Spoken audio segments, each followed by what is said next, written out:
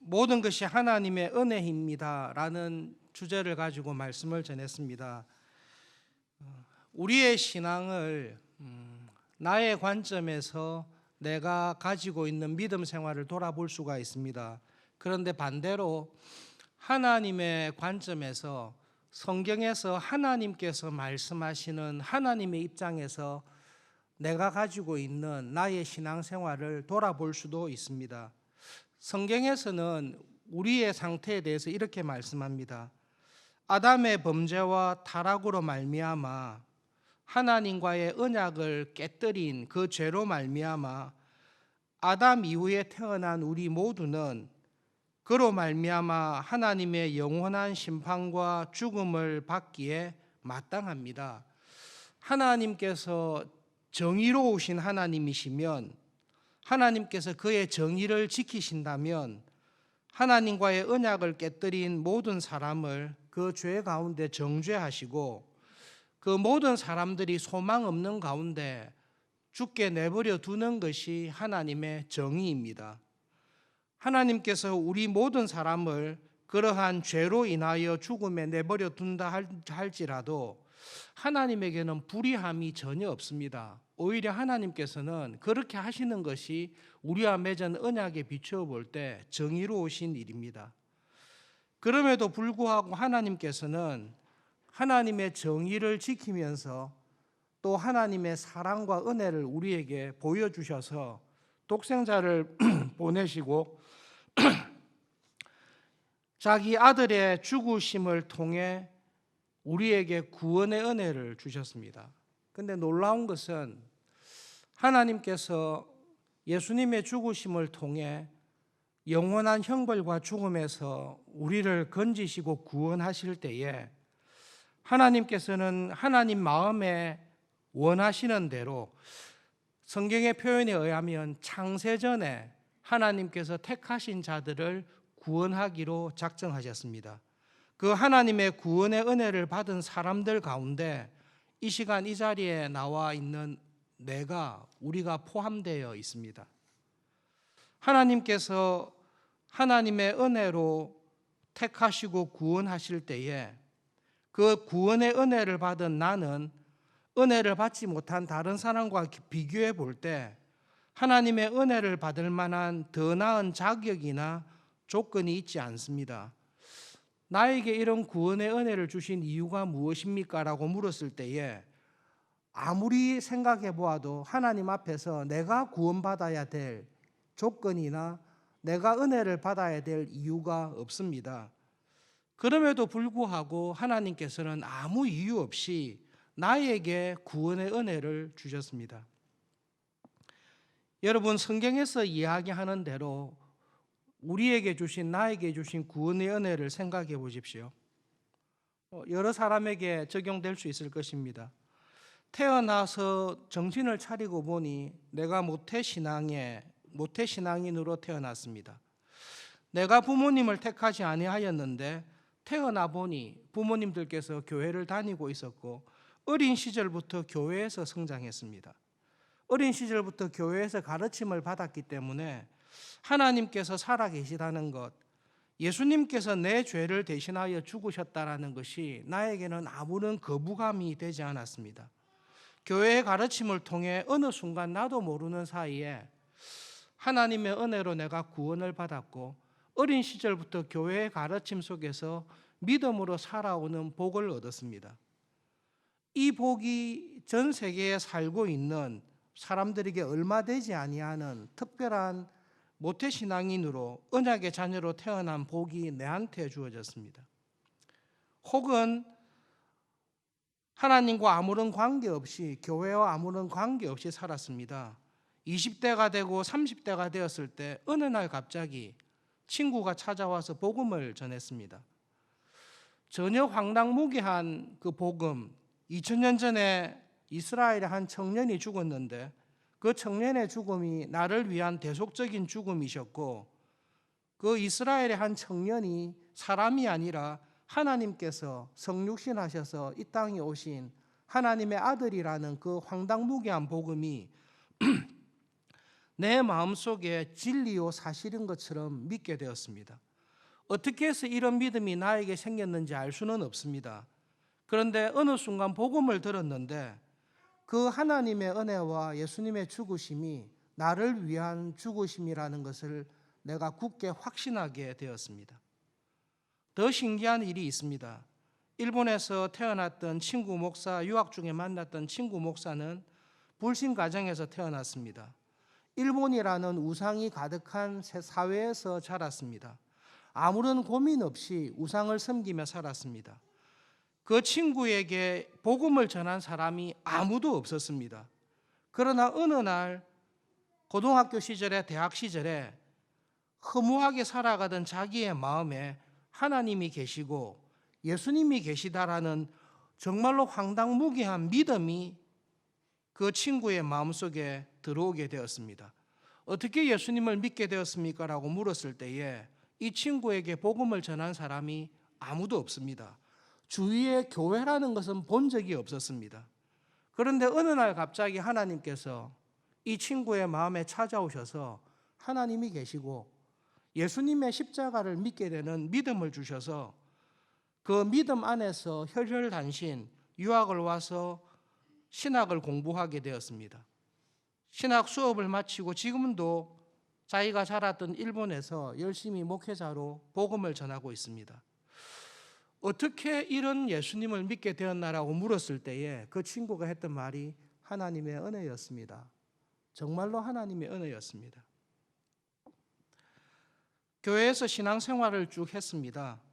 예배에 참석하고 말씀을 들었습니다마는 하나님의 말씀이 내 귀에 들리지 않았습니다. 그런데 어느 날 갑자기, 어느 주일날 갑자기 평소에 듣던 목사님의 설교인데요, 그 설교가 내 귀에 들려오기 시작했습니다.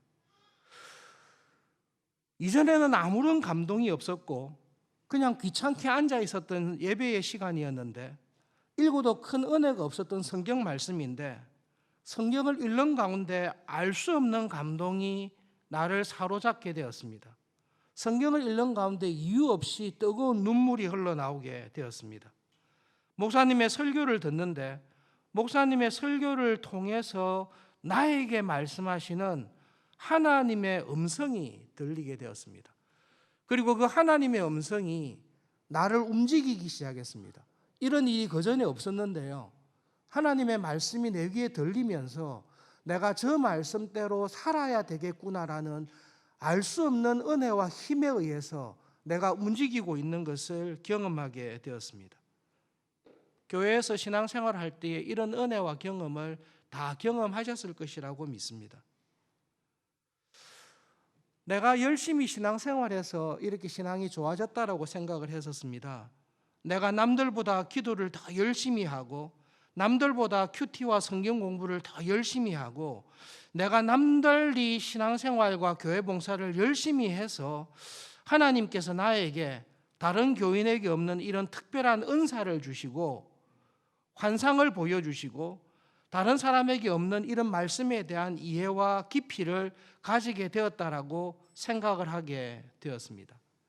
그러나 말씀을 읽는 가운데, 은혜를 생각하는 가운데 내가 믿음이 자라고 하나님의 말씀을 깨닫게 되고 깨달은 말씀을 통해 내 삶이 변화되는 것이 나의 결심과 노력으로 되는 것이 아니라 이것 또한 하나님께서 나에게 특별하게 주시는 은혜라는 것을 말씀을 통해서 깨닫게 되었습니다.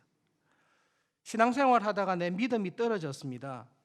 한때 열심히 믿었는데요, 한때 열심히 성경 공부를 했습니다. 매주일 나와서 밤에 기도를 하고 매주일 성경 공부에 참석하고 열심히 살았습니다. 그러다가 나의 믿음이 떨어져서 어느 순간인가 내가 냉랭하게 되었습니다. 에베소의 교인들처럼 첫사랑이 내 안에서 사라졌습니다. 직분을 가지고 여러 가지 교회에서 봉사를 하는데 의무적으로 할 뿐 내 마음속에 참 기쁨이 없습니다. 그런데 어느 순간에 내가 믿음이 떨어져 있다라는 것을 안타깝게 여기고 회개하며 하나님 저를 구원해 주십시오. 복음에 대한 첫사랑을 회복시켜 주십시오. 저를 이런 상태에 버려두지 말아 주십시오라는 기도가 내 마음속에 나오게 되었습니다. 내가 정신 차려서 회개하기로 했구나 생각을 했는데요. 지금도 나를 위하여 하나님 우편에서 간구하시는 중보자 되시는 예수님의 기도를 통해 하나님께서 믿음에서 떨어진 어느 순간인가 세상과 타협하여서 살아가는 나에게 성령님께서 찾아오셔서 은혜를 주신다라는 것을 깨닫게 되었습니다. 로마서 8장을 통해 사도 바울이 하는 말이 있습니다. 믿음의 눈으로 내가 살아왔던 삶을 뒤돌아보는 것입니다. 내가 믿음의 눈으로 이때까지 살아왔던 삶을 보니 내가 예수님을 믿었던 첫 순간부터 믿음 생활을 했던 모든 중요한 순간에 하나님의 은혜가 항상 개입되어 있었다라는 것을 진심으로 인정하게 되었습니다. 그때 그 상황에 내가 중학교 시절에, 고등학교 시절에, 내가 대학을 진학할 때에, 대학을 마쳤을 때에, 혹은 내 인생의 중요한 순간을 생각해 보았습니다. 내가 전혀 몰랐던 길을 보여주셨습니다. 나에게 뜻밖의 도움을 주는 사람을 만나게 해주셨습니다. 그리고 내 실력으로 내 계획에 없었던 어떤 행운을, 어떤 기회가 열렸습니다. 그것으로 인해서 지금 나의 모습이 이 자리에 나와 기도하는 자리에 있는 나의 모습을 하나님께서 만들어 주셨습니다. 한편으로 더 생각해 봤습니다. 왜 그런 고난을 주셨을까? 왜 이런 어려움을 허락하셨을까? 왜 이런 좌절과 실패를 허락하셨을까? 그때는 몰랐습니다. 그런데 지금 돌이켜보니 내가 그때 그 실패를 경험한 것이, 내가 그때 이유를 알 수 없는 좌절과 환난에 처하게 된 것이, 모든 것이 하나님의 섭리와 은혜 안에 있고 그 모든 환난과 고난조차도 나를 향하신 하나님의 선하심을 이루시는 하나님의 놀라운 지혜 가운데 있었다라는 것을 내가 알게 되었습니다. 그래서 사도 바울이 이렇게 고백하는 것입니다. 누가 우리를 그리스도의 사랑에서 끊을 수 있습니까?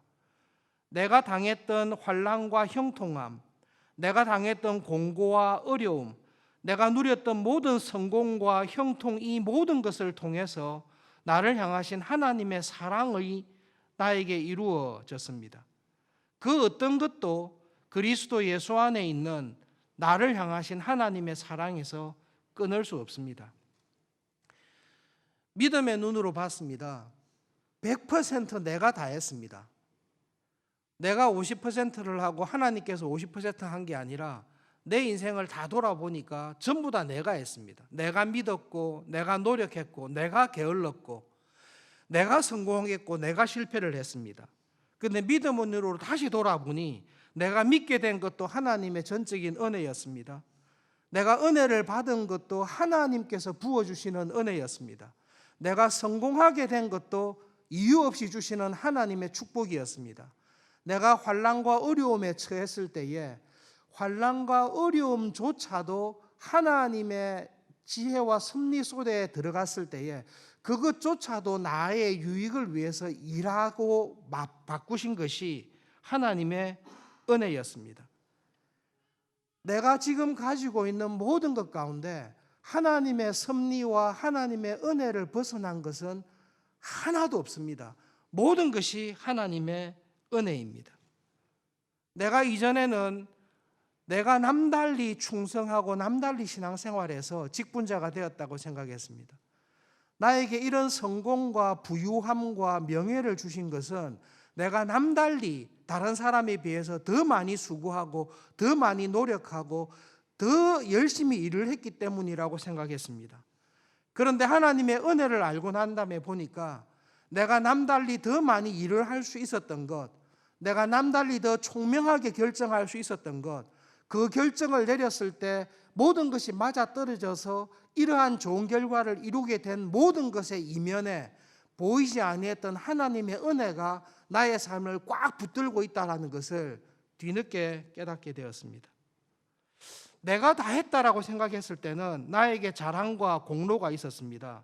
그런데 은혜를 깨닫고 난 다음에는 내가 아무리 지혜롭고 내가 아무리 충성하고 내가 아무리 경건하게 신앙생활 한다 할지라도 나의 이 모든 거룩함과 경건함이 하나님께서 복을 줄 수밖에 없는, 하나님께 복을 받을 수밖에 없는 그런 경건이 아니라는 것을 확실하게 깨닫게 되었습니다. 그럼에도 불구하고 왜 하나님께서는 나에게 모태신앙인으로, 나에게는 하나님의 말씀을 들었을 때 감동받는 은혜를, 무슨 일을 할 때마다 이유 없이 도우시는 은혜를 왜 주시는지, 내가 당하는 환난과 어려움을 통해 나를 좌절시키는 게 아니라 그것을 통해 하나님의 은혜와 지혜를 더 경험하게 되는 쪽으로 항상 인도하시는 하나님의 보이기 시작했습니다. 그 하나님을 깨닫고 난 이후에 내 삶이 바뀌게 되었습니다. 지금 내가 누리고 있는 모든 것 가운데 하나님께서 주지 않은 것이 없습니다. 전부 다 하나님의 은혜입니다. 하나님, 정말로 내가 하나님께 받지 아니하는 것이 없고 하나님께서 은혜로 주지 아니하는 것이 다 없습니다. 내가 이런 은혜를 받을 만한 자격이나 이유가, 조건이 전혀 없음에도 불구하고 하나님 나에게 이런 은혜와 복을 많이 주셨다는 것을 깊게 깨닫게 되었습니다. 그 이후로 내 삶은 하나님께서 나에게 값없이 주신 이 은혜에 대해 어떻게 보답할까, 어떻게 정말로 감사하면서 살아갈 수 있을까라는 것으로 내 마음에 감화와 감동을 주십니다. 우리 교회 청년들 가운데 세상적으로 볼 때 멋있고 아름답고 한글도 잘하고 영어도 잘하고 컴퓨터도 잘하고 모든 능력이 뛰어난 청년들이 있습니다. 우리 교회 청년부 학생들 가운데 제가 제일 사랑하는 청년부 학생은 누구겠습니까? 예, 저희 아들입니다. 지금 청년부에 있습니다. 저는 제 아들을 청년부원들 중에서, 여러분 청년부 형제자매도 정말로 존경하고 기대하고 사랑하는데요, 저는 제 아들, 청년부에 있는 제 아들을 제일 사랑합니다. 그 아들이 다른 청년들보다 총명하기 때문에 사랑하는 것 아닙니다. 제 아들이 청년부 형제들 중에서 제일 잘생겼다. 잘생긴 거는 맞습니다만은 그렇지 않습니다. 제가 제 아들을 제일 사랑하는 이유는 딱 한 가지입니다. He is my son. 제 아들이 있기 때문에 무조건 사랑합니다. 이유가 없습니다. 저에게 넉넉함이 있으면 제 아들에게 다 주고 싶어 합니다. 하나님께서 나를 사랑하십니다. 내가 하나님이 사랑할 만한 경건이 있기 때문에 사랑한다라고 우리는 착각합니다. 내가 하나님께서 복을 줄 수밖에 없는 예쁜 짓을 했기 때문에 그럴 때마다 하나님께서 사랑하고, 그렇지 않을 때는 사랑을 줄일 거라고 우리는 어리석게 생각합니다. 제가 아들을 사랑하는 것은 내 아들이기 때문에 무조건 사랑하는 것입니다. 하나님께서 우리에게 은혜를 주신 것은 하나님께서 아무 이유 없이 너는 내 아들이야, 내가 너를 사랑하기로 작정해서 너에게 일어나는 모든 일을 통해서 너의 유익을 위하고 너에게 복되게 할 거야 라는 하나님의 이유를 알 수 없는 은혜와 사랑 때문에 하나님께서는 나를 사랑하십니다. 그 은혜와 사랑을 정말로 아는 사람은 이렇게 고백합니다. 나에게 일어났던 모든 일들이 하나님의 은혜입니다. 나에게 일어났던 모든 형통과 곤란이 나를 향하신 사랑입니다. 이 하나님의 은혜와 사랑에서 나를 끊을 수 있는 것은 정말로 아무것도 없습니다. 그 모든 것을 통해 하나님께서는 나를 향하신 은혜와 사랑을 베풀어 주시는데, 제가 이 하나님의 은혜와 사랑으로 살아왔다라는 것을 알게 되었습니다. 그러므로 이 하나님께 저희의 삶을 다 드리는 것이 저에게는 정말로 기쁨과 감사입니다. 하나님의 은혜가 우리를 감싸고 있습니다. 여러분, 공기가 없으면 죽는데요, 공기가 내 온몸을 감싸고 있기 때문에 내가 공기를 호흡하며 사는 것은 모릅니다. 그러나 그 공기가 없이는 죽습니다. 나의 삶을 감싸고 있는 게 하나님의 은혜입니다. 그 은혜를 경험하시고 그 은혜의 빚진 자로 그 은혜에 감사하면서 살아가는 은혜를 날마다 주시기를 기도하면서 살아가는 복이 있기를 진심으로 바랍니다. 말씀을 기억하면서 기도하겠습니다. 하나님, 저의 눈을 열어주셔서 내 삶의 시작과 끝이 되시는 하나님의 은혜를 알게 해주십시오. 하나님, 더 풍성한 은혜 가운데 거하게 해주십시오. 저를 사랑하시되 이유가 있어서, 조건이 있어서 사랑하시는 게 아니라 사랑하기로 작정하시고 이유 없이 은혜 베푸시기로 결심하신 하나님의 그 결심이 영원토록 변하지 않는다라는 것을 깨닫는 은혜를 주셔서 그 은혜에 감사하며 그 은혜를 찬송하며 살아가는 참 믿음의 사람이 되도록 붙잡아 주십시오. 기도하면서 오늘 하루 주님과 함께 동행하시기를 바랍니다. 기도하겠습니다.